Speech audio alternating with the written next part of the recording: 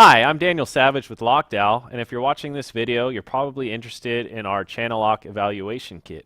Included in your kit is one instruction booklet, which tells you how to put the cabinet together, as well as how to create and program your own cabinet.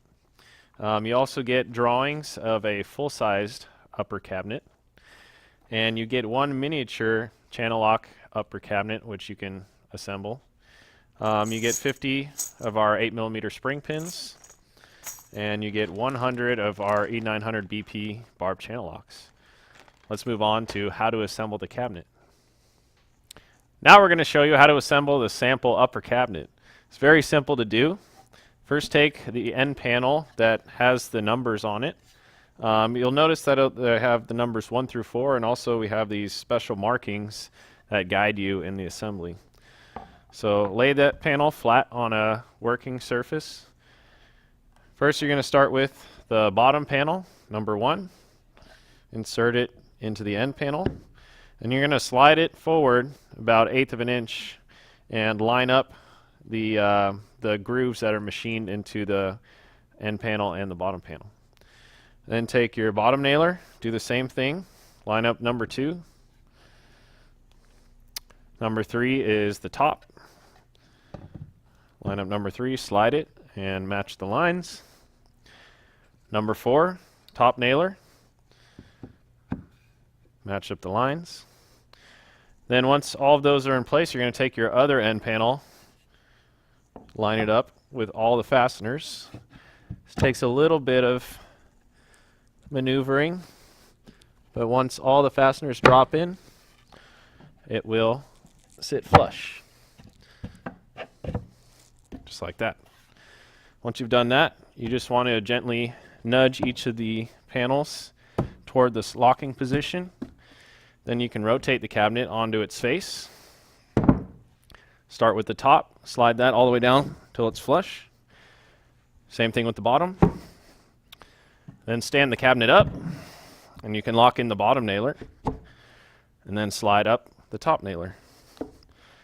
Now all you have to do is put the back panel in. Slide it in from the top down. And these 8mm holes are going to line up with holes in the back of the top nailer, as well as holes drilled in the edge of the back of the top.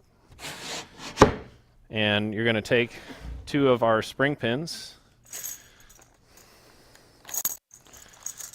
supplied in the kit, and you're going to put these into the top nailer like that,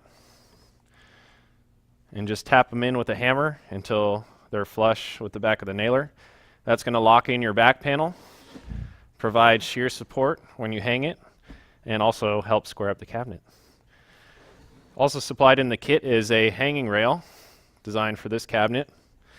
That's why we have this rabbet in the bottom of the nailer, as well as the notch out for any unfinished ends. So this hanging rail is going to hook onto the top nailer just like that. Makes it really easy to install your cabinet, and we'll show you how to do that next. Now we're going to move on to hanging our upper cabinet. As you can see, we've already leveled and mounted our hanging rail. Now all we have to do is hook the upper right onto it. Just like that.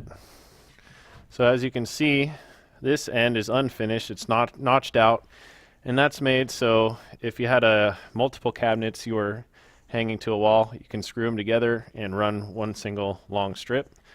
But if you come over to this side, there's no notch, and it's a finished end and looks nice and clean. And there's a little bit of play in that notch out, so you could actually level out the cabinet this way, and it'll also allow you to align the faces of the cabinet pretty easily.